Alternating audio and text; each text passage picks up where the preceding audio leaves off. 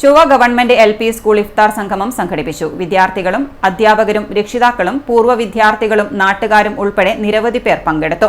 എല്ലാ ആചാരങ്ങളും ആഘോഷങ്ങളും എല്ലാവരും ഒത്തൊരുമിച്ച് ആഘോഷിക്കണമെന്ന സന്ദേശം കുട്ടികളിൽ വളർത്തിയെടുക്കുവാനാണ് ഇത്തരം പരിപാടികൾ വിദ്യാലയങ്ങളിൽ സംഘടിപ്പിക്കുന്നതെന്ന് school headmistress KP Geetha teacher പറഞ്ഞു.